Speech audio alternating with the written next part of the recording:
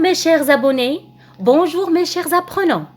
Comme vous avez déjà vu dans les vidéos derniers, on a pu démontrer à travers les expériences de mérotomie réalisées au niveau d'acétabularia, les expériences de mérotomie réalisées au niveau de l'amibe, les expériences de Gordon, les expériences de Griffith, les expériences de Avery, on a pu démontrer la localisation de l'information génétique. L'information génétique se localise au niveau du noyau.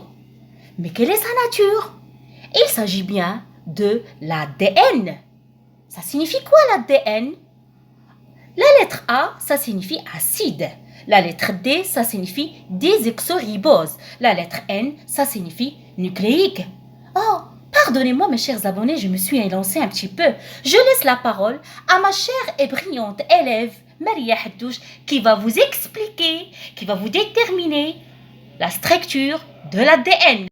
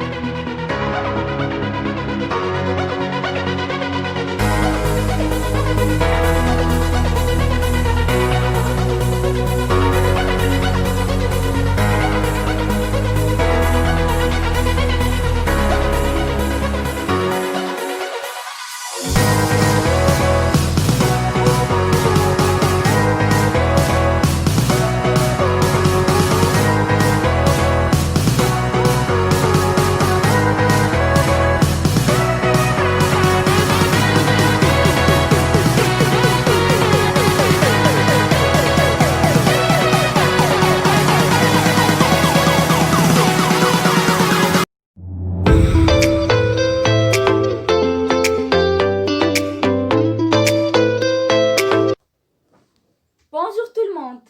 Chez tous les êtres vivants, l'information génétique est portée par une molécule d'ADN. La structure de cette molécule est la même chez toutes ces espèces. On dit qu'elle est universelle. Alors, attachez vos ceintures et allons-y, on commence.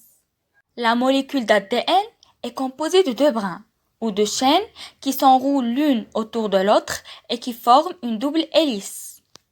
Chaque brin d'ADN est composé de petites sous-unités qui sont des petites molécules différentes. On le représente par des formes, des lettres ou des couleurs différentes. Arrivons au nucléotide qui est un assemblage de, premièrement, glucides, désoxyribose, deuxièmement, phosphate et troisièmement, base azotée qui est constituée de d'adénine, cytosine, guanine et thymine.